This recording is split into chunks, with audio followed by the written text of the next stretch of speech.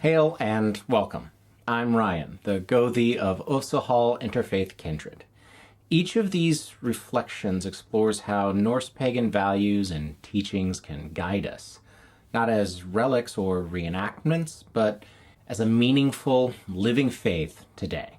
Whether you're part of our kindred, exploring Norse paganism, or simply curious about how people live this faith today, I'm glad you're here. When people hear Norse paganism, many of them imagine something frozen in the past, Vikings on a longship, or horned helmets that never really existed, or some reconstructed world that we're meant to imitate. But Heathenry has never been a museum piece. It has always changed, adapted, traveled, and grown alongside the people who practiced it. So today, I want to talk about what it means to be a heathen now, in this century, in our communities, in a world that looks nothing like the Iron Age, yet still calls for courage, honesty, and connection. Heathenry is a living relationship. When we look at the surviving sources, the Poetic Edda, the Prose Edda, sagas, archaeology, what we see are fragments. It's not a rule book.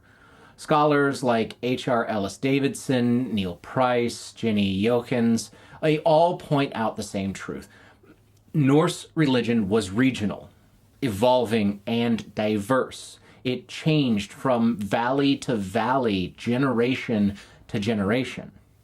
So when modern heathens, some of them, insist on a single correct way to practice, they're contradicting the actual history. What we inherit is not a fixed system. What we inherit is a relationship between ourselves, the land, our community, our ancestors, and our gods. A living religion that grows as its peoples grow. The heart of modern heathenry, reciprocity and responsibility. A central concept in Norse thought is reciprocity, the mutual exchange of gifts, effort, and respect. Now, sometimes scholars describe this as a gift economy, but it goes far beyond material offerings. In the Eddas, the phrase gjöf við gjöf, a gift for a gift. It's not about bribing deities, it's about showing up to your relationships. When we honor a god like Tyr, we're not reenacting an Iron Age rite. We're committing to uphold justice, keep our word, and carry strength with integrity. When we make an offering to Freyja, we're feeding that relationship through beauty, devotion, physical love, compassion, not just pouring mead into the dirt. Modern heathenry asks us, what kind of person are you when no one is watching? How do your actions shape the world around you? And what threads are you weaving into your own weird? Inclusive heathenry is historically defensible and spiritually necessary. I want to address something openly.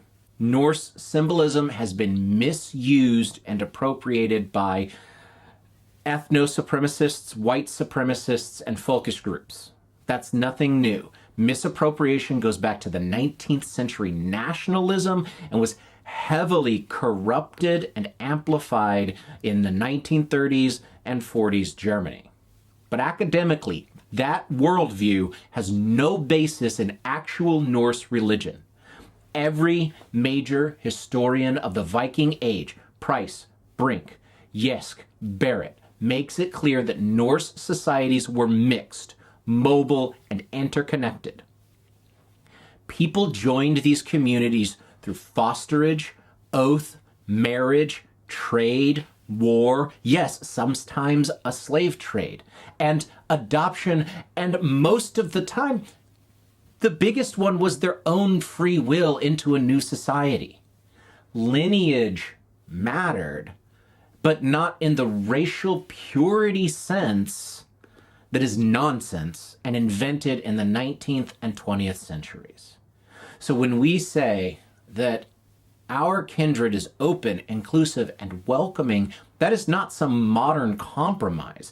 It's a simple refusal to let hate movements rewrite the past and corrupt our faith.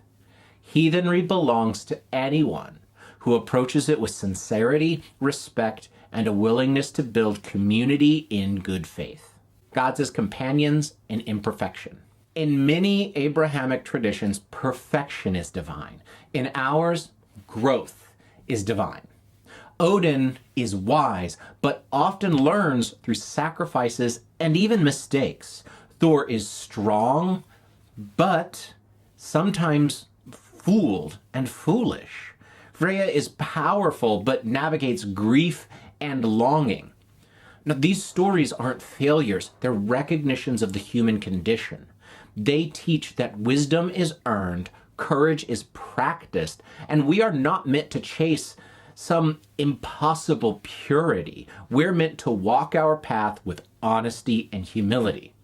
A modern heathen faith grounded in these stories gives us permission to be imperfect, but not to be passive. The gods challenge us to grow, not to be flawless. What it means to be heathen here and now.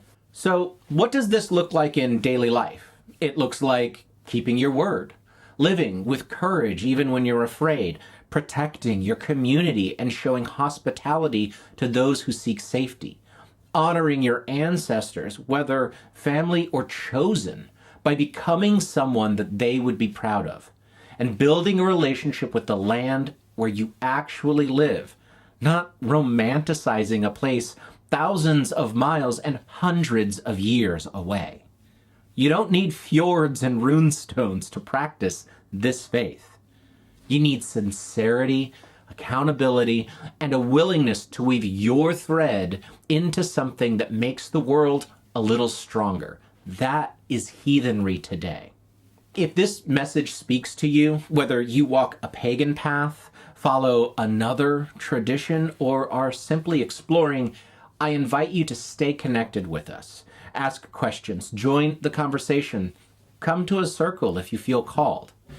Heathenry isn't a closed gate or a guarded lineage. It's a living, growing practice shaped by the people who show up with sincerity and good faith. Wherever you're coming from and wherever you're going, you're welcome to explore with us.